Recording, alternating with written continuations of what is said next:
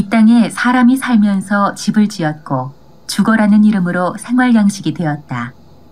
20세기에 들어 건축은 국제 양식으로 통합되는 양상을 보인다. 그 거대한 격동의 배경에 모더니즘이 있었다. 조용한 아침의 나라 한국이라고 그 세기적 충격을 비켜갈 수 없었다. 모더니즘은 우리에게 무엇이었을까? 건축에서의 모더니즘은 어떻게 이 나라 건축에 작동하는가?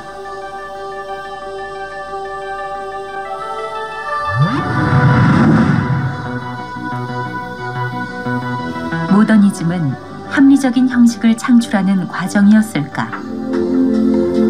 서양에서 모더니즘이라고 하는 것은 서양의 그 필요에 의해서 나온 거거든요. 한국에는 사실 그거 관계는 사실은 없어요. 건축을 바라보는 새로운 시각을 가지고 새롭게 짓는다라는 것들이 그 당시에는 모더니즘이었다면 지금은 그걸 교육을 해야 되고 현대 건축을 이해할 수 있는 가장 큰 근본이라고 생각합니다. 모더니즘의 작동성으로서의 건축, 그렇게 이야기하면 어떻게 규정할 수 있겠습니까? 모더니즘의 출발을 이제 두 가지 관점으로 봅니다. 하나는 사회적 모더니즘 관점이 있고요. 하나는 미적 현상으로서의 관점이 있습니다. 불필요한 요소들은 다 제거하고 우리가 필요로 하는 근본적인 것들만 갖고 새로운 미를 창출해내는 그런 형식이거든요. 그래서 두 가지가 결합되어서 현재는 새로운 형식으로 드러나는 것이다. 모더니즘의 작동성은 무엇일까? 새로운 건축을 담아내는 그릇일까? 혹은 이성적 합리주의일까? 테마가 한국 모더니즘의 작동성 이렇게 되어 있습니다. 그 의의라든가 아니면 목적이라든가 아니면 활동이라든가 그런 거에 대해서는 어떻게 생각하십니까? 4대 국가를 보면 상당히 포박하고 단아하고 장식이 없어집니다. 그거를 서로 결합을 한다면 우리의 모더니즘이 새롭게 이렇게 작동되거나 싹을 들 수 있지 않는가 해서 흘러온 게 거의 60년인데 굉장히 인간이 스스로 이렇게 자기의 미래를 만들어갈 수 있다고 생각하는 그 자신감 같은 게 아니었나 생각하고요. 곧 모더니즘의 틀 안에서 한국 건축의 정신을 오늘에 되살린 박학재, 김중업, 김수근이 등장한다. 1950년대에 박학재 교수님 같은 분은 직접 그 설계 사무실도 운영을 하셨고요. 그 한양대학교 안에 그 도서관 설계를 했을 때 모더니즘 건축이 아주 전형이 아니었는가. 김중업 선생은 건축에서 인간 찬가, 자연 찬가, 음악 찬가를 발견한다. 그리고 전통적 기와지붕에서 이끌어낸 회화적 선을 건축에서 구현한다. 그렇게 한국 건축의 초창기는 넓고 깊은 사상에서 출발한다.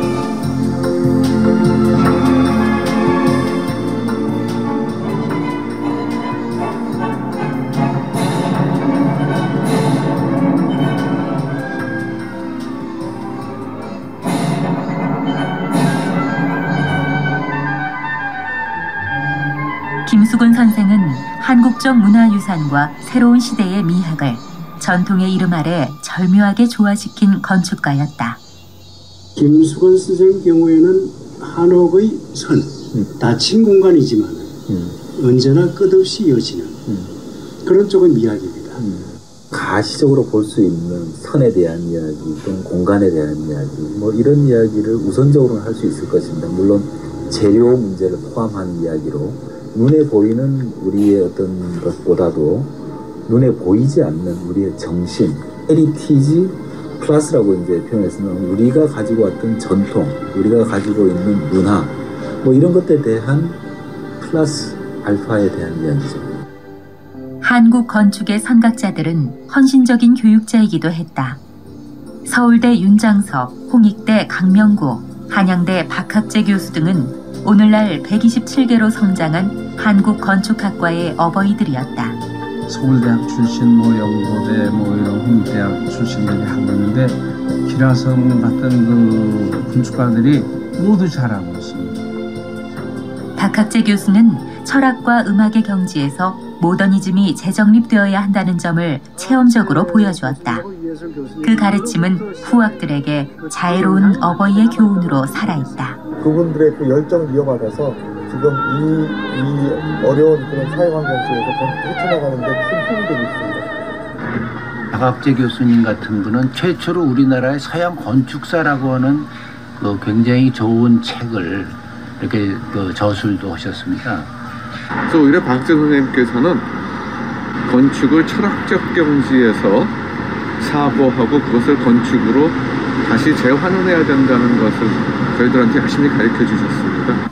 건축의 표현주의와 비표현주의 이야기를 많이 하셨습니다. 그러니까 정말 요즘의 강의하고는 좀 차원이 다른 그런 강의였고, 젖은 거 닦아주시고 젖은말 야단 진창할 줄 알았는데 그때 책 한 권 앞에다 딱 두고 보시니 한 장 한 장 넘기셨어요.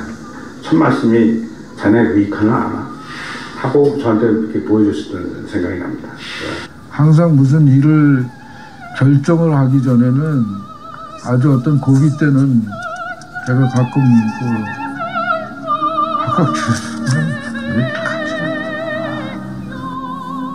이혜성 교수는 모더니즘을 전개하면서도 새마을 운동으로 훼손되는 천년 건축의 체록과 보존 운동을 주도했던 실천인이었다. 그리고 존경받는 스승이었다. 지지 없이 그냥 그 지붕을 내는 거라든지 그런 것들이 당시로서는 꽤 흔한 일이 아니었었습니다. 도서관 기능이니까 막아서 썬브레이커들을 설치를 하셨던 거를 볼 수 있고, 그럼에도 불구하고 절제된 건축을 볼 수가 있습니다. 남산도서관 아직도 사용하고 있다라고 하는 것은 그 건물이 건강하고 잘 돼 있기 때문에 이용이 된다는 겁니다. 유희준 교수는 미국 건축학의 실증적 풍토와 인문학을 가르치면서 이 땅의 기후와 풍토에 맞는 우리 건축을 강조한다. 이제 유희준 선생님이 아마 한양대학교 출신 중에서 가장 먼저 유학 갔다 오신 분이 아니실까. 뭐 모더니즘은 쫓아가야지 뭐 이런 강박관념 없이 아마 건축을 자연스럽게 펼치셨으리라고 보고. 큰 나무가 이렇게 자라려면은 뿌리가 있는데 거기에 제가 72가지 비타민을 줘가지고 너희들이 다 한 번은 섭렵을 해라. 한국적 모더니즘은 오늘날 신비판적 지역주의, 미니멀리즘, 탈모더니즘, 새로운 공간과 조형의 추구, 그리고 지속가능한 전통과 기술 등의 양상으로 다양하게 또는 복합적으로 작동하고 있다. 파주 출판도시와 헤이리 예술마을은 21세기 한국 건축의 가능성을 예고하는 사건이었다. 헤이리의 건축은 자연과 더불어 같이 존재하기 때문에 그야말로 자연 풍경 플러스 건축 그 자체가 하나의 경관을 만들어 나가는 그런 형식이 되겠습니다. 비단 헤이리뿐이겠는가? 한국의 건축은 예술적, 철학적, 그리고 기술적 성취를 바탕으로 세계를 향하여 매진하고 있다.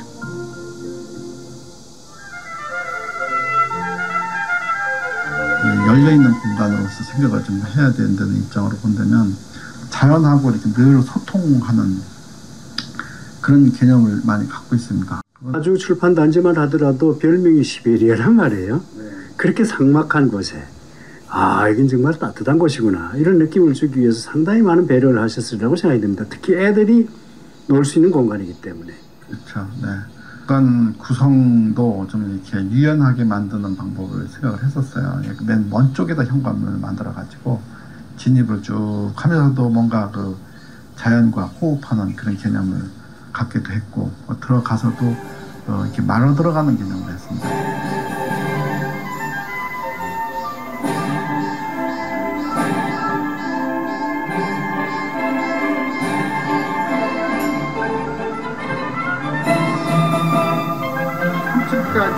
건축물이 이런 방향으로 돼 있고 4층부터는 이렇게 옆으로 삐뚤어지게 그 메스가 부착되어 있는데 그 사이에 이런 공간이 생겨나게 됩니다.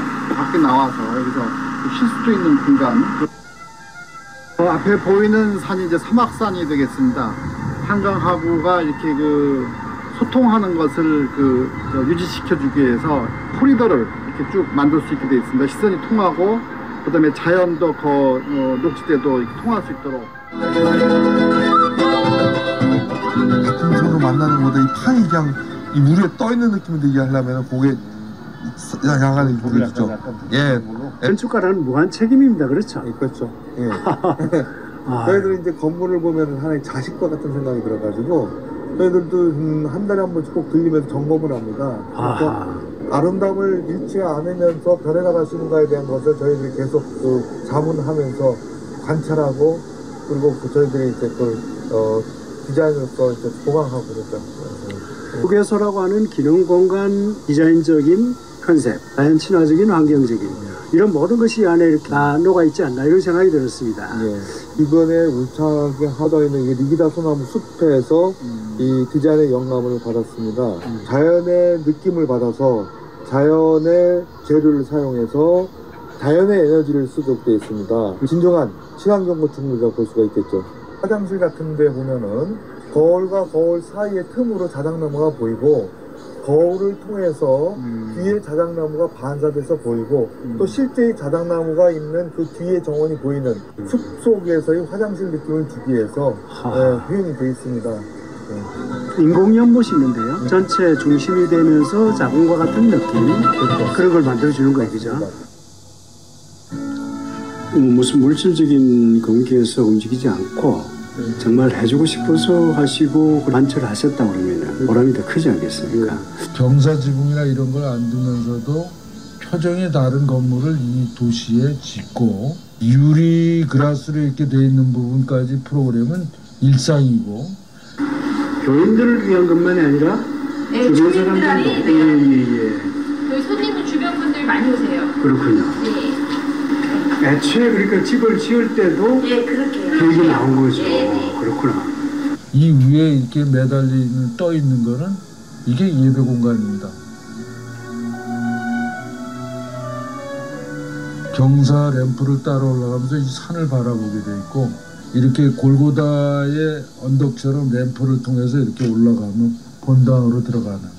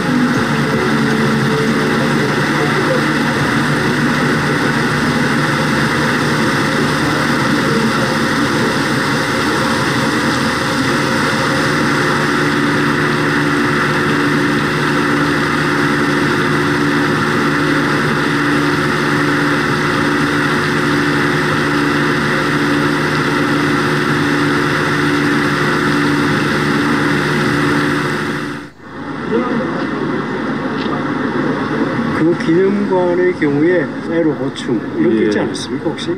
이화여고라는 100년 넘은 학교를 보니까 이 학교가 근대 여성을 길러내는 문제를 떠나서 근대라는 시기를 이제 개입을 했던 어떤 흔적들이 이게 만만치가 않아요.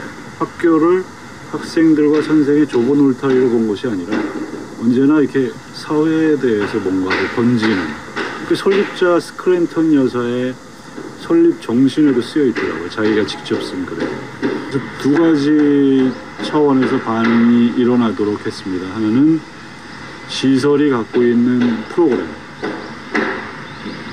그건 뭐 극장, 또 전시장, 또 일반인들이 접근할 수 있는 어떤 즐거운 공간, 카페 같은 공간, 뭐 이런 것들로 이제 쉽게 할 수가 있겠죠.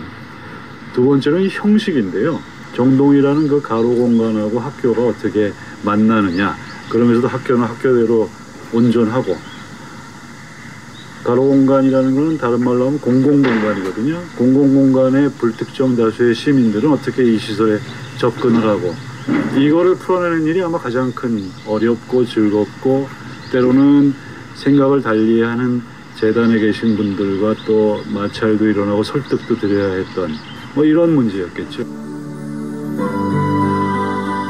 이 건물은 건물 자체가 바로 예술이네요. 이름도 아트스퀘어고.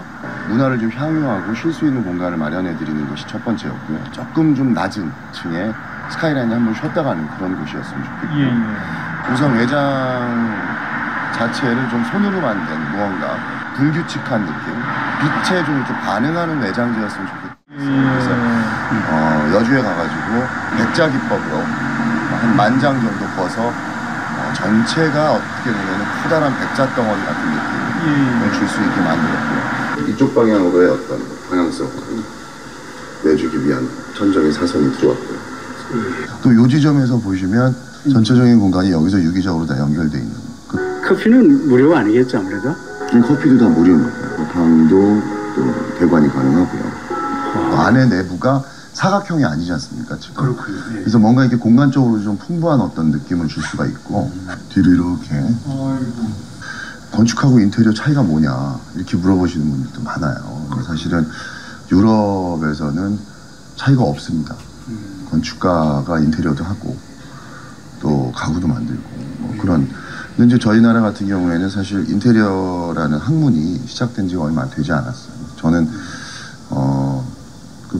프랑스에서 공부할 때 이제 고건축 리모델링을 전공을 했는데 뭐 학생들한테도 사실 그 경계에 대해서 명확하게 얘기할 수는 없습니다. 그러니까 어떻게 보면은 의사로 얘기하자면 건축가는 정형외과 의사고 같은 외과 의사인데 인테리어과는 성형외과 의사가 아닌가 이렇게 생각이 돼요. 그래서 호림 아트센터만 해도 아트센터라고 하는 그 기능성 그리고 목적성을 가지고 건축을 하신 거예요. 그렇죠?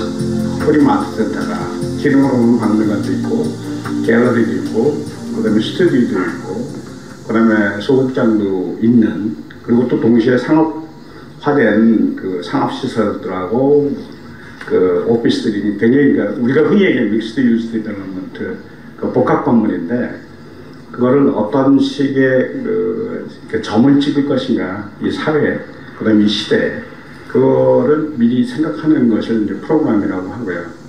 그 프로그램을 할 때는 거의 저희들이 생각하는 폭에 대해서는 가능하면 넓게 생각하고, 그 다음에 많은 사람들 만나보고, 물론 모든 건물에 균형도 있고 효율성도 있고 평형이 있지만 에너지라고 생각할 수도 있고, 소리에도 어떤 형상이 있듯이 소리를 듣기를 좋아하는데, 특히 호림 아트센터는 마침 그 통로라는 조그만 소로지만 소로 사이에 있는 공간 때문에 그런 거를 조금 더 적극적으로 할 수 있었던 것 같습니다. 밑에서 보는 하늘의 모습 같은 게 굉장히 다양하다시 알 수 있어요. 얼핏 이렇게 봐서는 거대한 화분 이런 느낌이 듭니다만 터의 주인이 누구인가라는 것이거든요. 나무가 이 건축 공간의 중심을 이룰 수 있게끔 그 설계를 하게 된 것이죠. 그래서 자연은 영원히 그 땅의 그 주인이 되는 겁니다. 가로에서부터 저 뒤에 자연까지를 5개의 단계로 영역을 구분 지으면서 이제 풀어나갔습니다. 이 앞은 사회적인 공간, 두 번째는 반공공적, 중성적인 공간을 만들고요. 독립적인 그런 공간, 그 위에 다시 독립적인 공간, 그 다음은 자연 공간. 그런데 중요한 것은 대중적인 공간이 위치해야 될 부분에 한 80년생 되는 상수리 나무가 있었습니다. 그래서 그 양동마을 향단이라고 하는 집을 레퍼런스로 해서 그 출발이 된 겁니다. 그 작은 구멍들은 제가 디자인한 게 아니고 이 나무가 디자인한 거죠. 그럼 내부로 간 것 같은데 다시 여기도 외부 공간이거든요. 여기 외부 공간이 또 보이죠? 장센 같은 거예요? 네, 그렇습니다. 예, 예. 이 공면진거와 직선으로 만나는 그 사이에 위에서 빛이 떨어 흘러내려오게끔 바람이 이렇게 흘러나가고 여기는 이 밑으로서 절로 흘러가고 그래서 제가 그걸 바람의 산책로라고 그러거든요. 주택은 일로 들어와서 이쪽으로 올라가면 주거로 연결되는 그런 공간 동선체계죠. 축구로 피부색을 뛰어넘었던 2002 FIFA 월드컵 그리고 그 함성을 담아낼 서울 월드컵 경기장. 월드컵 경기장은 전통적인 것에 대한 이야기가 많이 나왔습니다. 방편으로 희망을 띄우고 어떤 소반에다가 어떤 팔각정 그릇에다가 어떤 풍요로움을 담아가지고 21세기의 세계적인 이벤트를 한 공간이다. 물론 그 생각이 맞습니다. 그러나 설계자 입장에서는 컨텍스트에 가장 충실한 이 건축물로 저는 자부하고 있습니다. 아마 세계에서 가장 수익성 좋은 이 경기장이 되었습니다. 어릴 때 품행이 방정하고 뭐 이런 것들이 지금 현재 그렇게 반듯한 그런 건축물을 만드시는 거하고 좀 연관이 있을까요?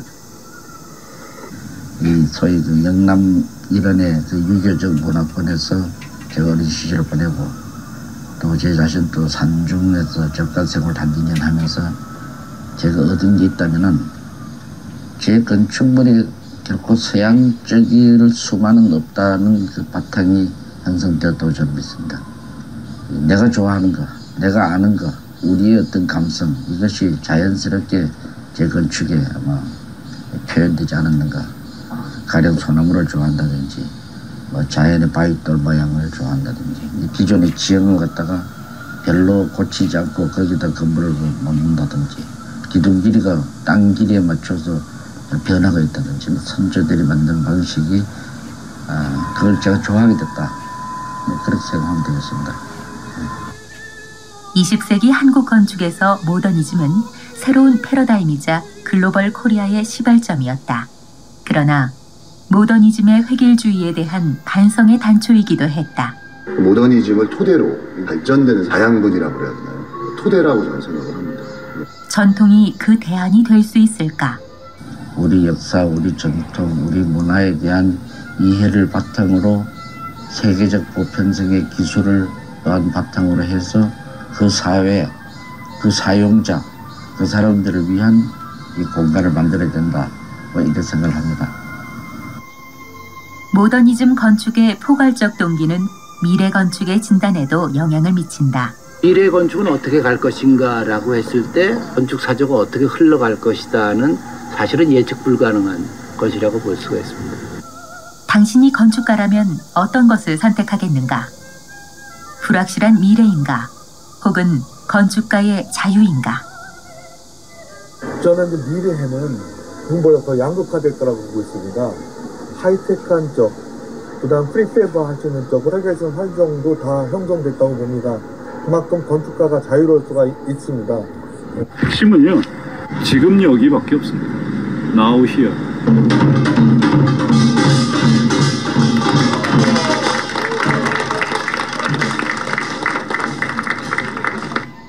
한국적 전통 건축과의 전승, 융화 과정을 현대적인 인식 관점에서 확인. 우리 한양의 70년의 역사는 건축학과의 70년의 역사와 같이 괴를 하고 있습니다. 건축가 여러분들께서는 환영과 감사의 박수를 쳐주시기를 부탁 올립니다.